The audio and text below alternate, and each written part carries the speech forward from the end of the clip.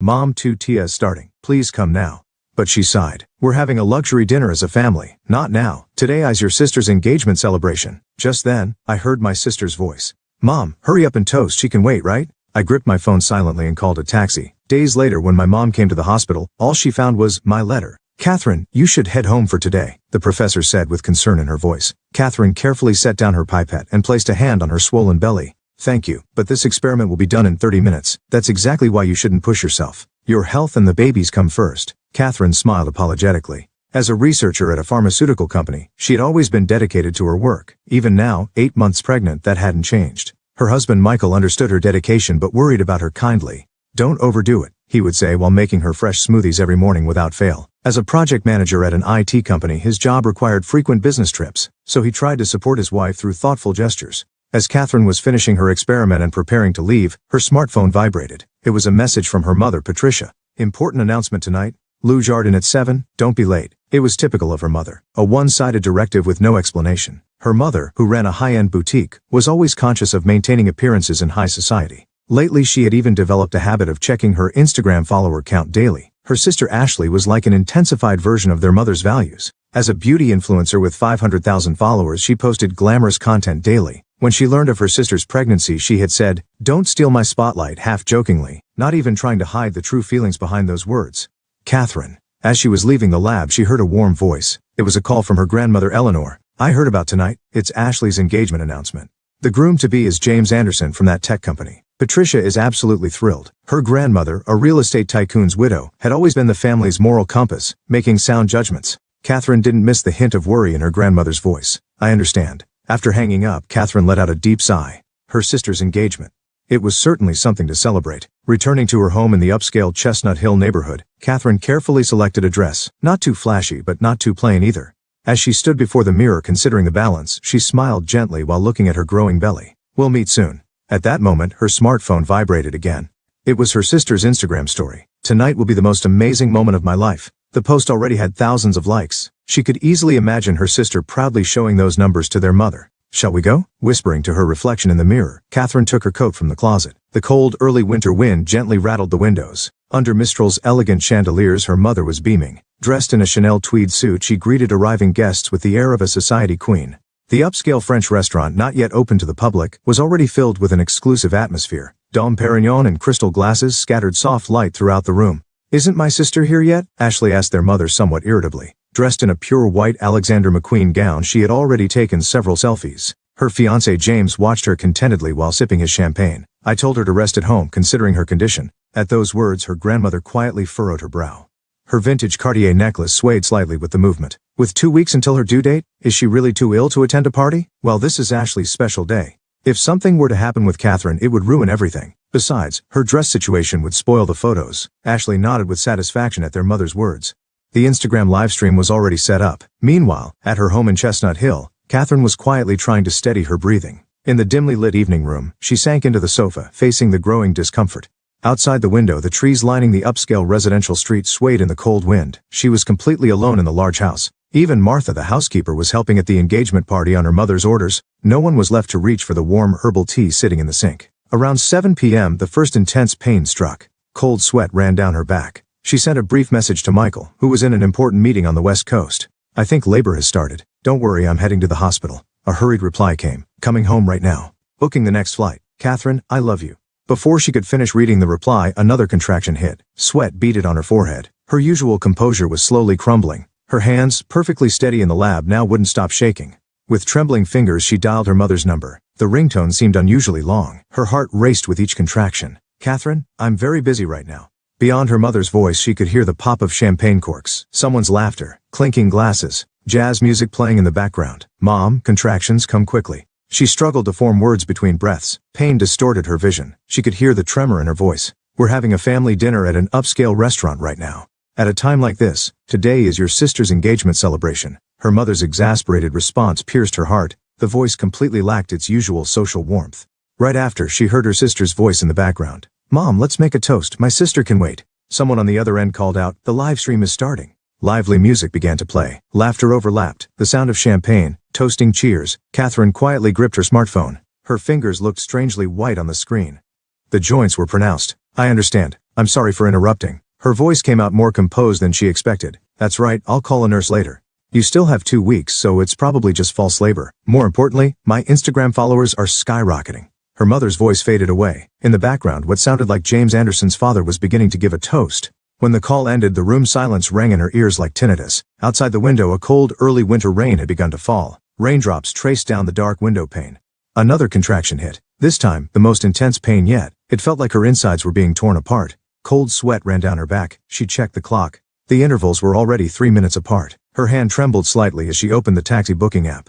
The screen showed, searching for drivers. Just then the phone rang. A familiar number. Her grandmother's steady voice resonated through the dark room. That voice held a warmth her mother could never possess. Fighting back tears, though her voice was already shaking. It's all right. I've already sent a car. It'll be there in 10 minutes, so wait by the entrance. Did you put on your coat? A sigh of relief escaped her. Her grandmother's voice had a mysterious power. It was the same warmth she'd known for over 30 years.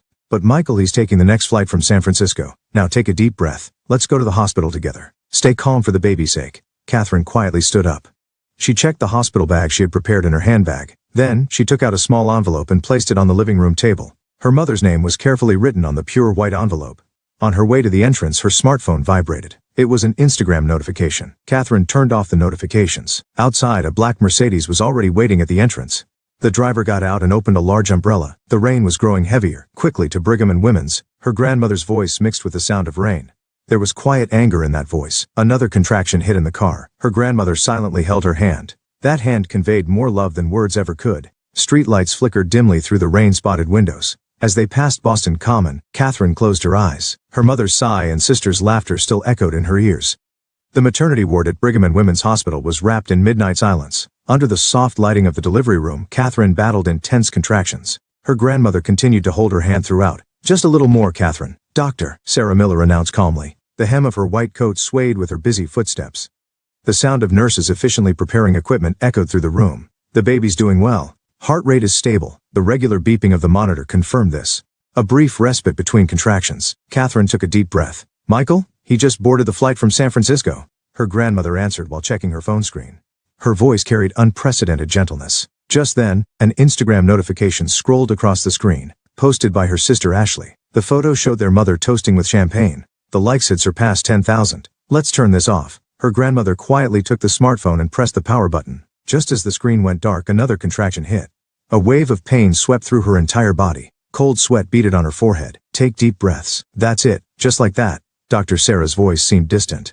The clock hands pointed to midnight. At that time, the party at Mistral was reaching its peak. Her mother was absorbed in Instagram live streaming. Her post as a high-end boutique owner always attracted attention. Hey mom, how's this photo? Ashley showed a photo of herself with James Anderson. Perfect smile, perfect composition. Like a magazine cover. Beautiful. Let's post it right away. No one mentioned the hospital. In the delivery room, the battle for a new life's arrival continued. Catherine summoned her remaining strength. At that moment, a small cry rang out. It's a girl. Outside the window, the rain had stopped and the full moon peeked through. Catherine, you did wonderfully. Tears glistened in her grandmother's eyes. A nurse gently wiped the baby and placed her on Catherine's chest. The warmth of the tiny life spread throughout her body. Hello. In a faint voice, Catherine spoke to her child for the first time. The baby moved her tiny hand as if responding to the voice. Just then, the delivery room door burst open. Catherine. Michael rushed in, out of breath. At the sight of her husband who had finally made it, tears welled up in Catherine's eyes. Michael knelt beside his wife, taking her hand. Then, he gently touched their newborn daughter's tiny cheek. She's so beautiful. The three were enveloped in deep emotion. Everyone wished to engrave this moment in their hearts forever. Mrs. Miller, there's a call from your mother, a nurse announced hesitantly. Catherine shook her head slightly. Later, her grandmother nodded deeply at those words. Right now they just wanted to soak in this miraculous moment. By sunrise, there were over 20 unread messages from her mother. Most of them were reports about Instagram like counts. Moved to a hospital room, Catherine took out a small envelope. In the soft dawn light, she picked up a pen. It was finally time to write the letter. Dear Mother. The moment she began writing, 30 years of emotions poured out. The days spent constantly in her sister's shadow since childhood. Memories of unrecognized efforts, and tonight's events. After 30 years of doting on my sister while neglecting me, tonight's events have finally set me free. The pen glided smoothly across the paper. I won't teach my baby about your kind of twisted love. Outside the window, Boston was about to greet a new morning. Sunlight began to filter through the trees lining Newberry Street. Goodbye, Catherine. She placed the letter in the envelope and set it on the table. At that moment, the baby made a small sound. Catherine gently lifted her daughter, the beginning of a new life. Her grandmother smiled quietly. Michael placed his hand on his wife's shoulder. Just then, the mobile phone rang again. her mother's name on the screen. However, no one reached for the phone. On the third day, Patricia Wallace was ordering the most luxurious bouquet from a high-end flower shop. An extravagant combination of roses and Casablanca lilies, adorned with premium ribbon. The price easily exceeded $500. The delivery address is Brigham and Women's Hospital, maternity ward. At that moment, her smartphone vibrated. It was a call from her boutique on Newbury Street. "Mrs. Wallace, it's terrible. We've been getting cancellations since this morning." The manager's voice trembled with anxiety. Photos from the party had begun to spread. "Nonsense. It's just temporary." However, contrary to her words, her hands were shaking slightly. Her reputation in high society was her lifeline. Arriving at the hospital, she received unexpected words at the reception. "Regarding room 506, we've been instructed by the patient to decline visitors." "I am her mother. I'm sorry. We were specifically told to decline family visitors." Just then, Eleanor Wallace quietly appeared. The envelope her grandmother handed over bore her name in familiar, meticulous handwriting. Her hand trembled slightly as she opened the letter. "Dear Mother," with each line she read, the color drained from Patricia's face. 30 years of feelings, undeniable facts, and words of farewell. "You reap what you sow, Patricia." Her grandmother's voice was quiet but stern. "But I be quiet." At her grandmother's words, Patricia was lost for words. Down the hall, a baby's cry echoed. That evening, Ashley's Instagram follower count began to plummet rapidly. Comments on her engagement party posts had turned harsh. The next morning, among the nurses at Massachusetts General Hospital, a story began to spread. The rumor spread rapidly among Boston's medical community. At the same time, regular customers at the Newbury Street boutique began canceling their accounts one after another. "I'm sorry, but our future association." The stern gazes of society ladies cornered Patricia. The social status she had built over many years began to crumble audibly. Meanwhile, at the Anderson family home of Ashley's fiancé James, a heavy atmosphere hung in the air. "This affects our family's reputation as well," James's mother spoke quietly to her husband. On the table lay the Boston Globe's gossip column. The headline, "Twisted Motherhood in High Society," gleamed coldly. That night, Ashley felt anxiety for the first time as she stared at her engagement ring. Emails from sponsor companies kept arriving. Patricia sat at her desk in her room.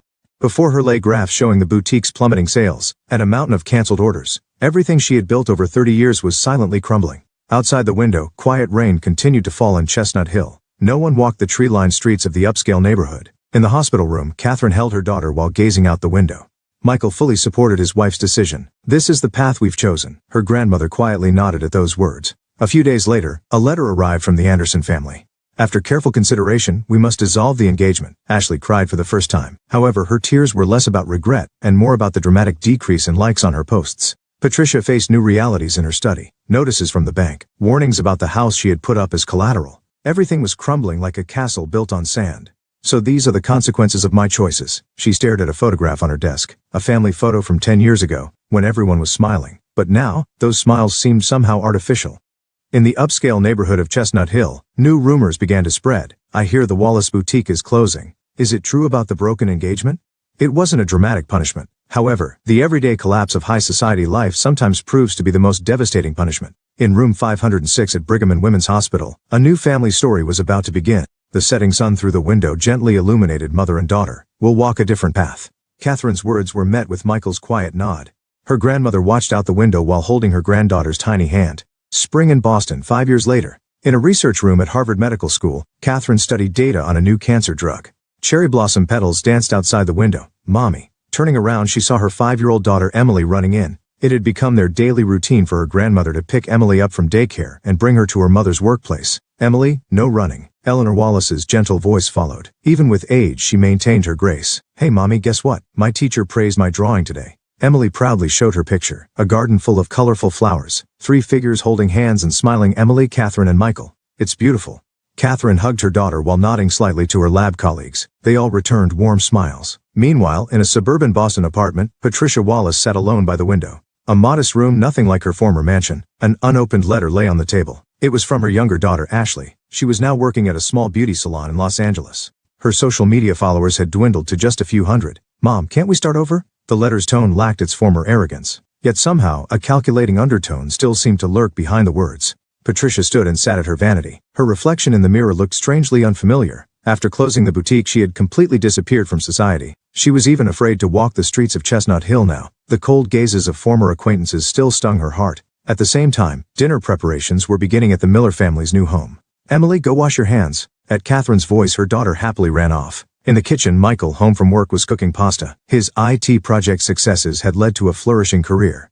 "Grandma, taste this sauce." Family dinners were always wrapped in warmth. Wine glasses on the table scattered soft light. By the way, Eleanor began quietly. I received a letter from Patricia this morning. The air froze for a moment. Dear Catherine, could you let me see you once more? The letter was filled with formal apologies. However, words of genuine remorse were nowhere to be found. I won't reply. Catherine's voice was quiet but firm. Mommy, seconds please. Emily's voice lightened the atmosphere. Here you go. Late that night, Catherine watched Emily's sleeping face. Long eyelashes, soft cheeks, innocent breathing echoed in the room. It really was the right choice. From behind, Michael gently embraced her shoulders. The next morning, on the Charles River walkway, Catherine walked hand in hand with Emily. Spring sunshine poured down gently. Mommy, look at those ducks. Where her daughter pointed, a mother duck swam with her ducklings. Emily, what is it? Mommy will always be on your side. I know. That innocent response warmed Catherine's heart. From the direction of Boston Common, church bells rang out.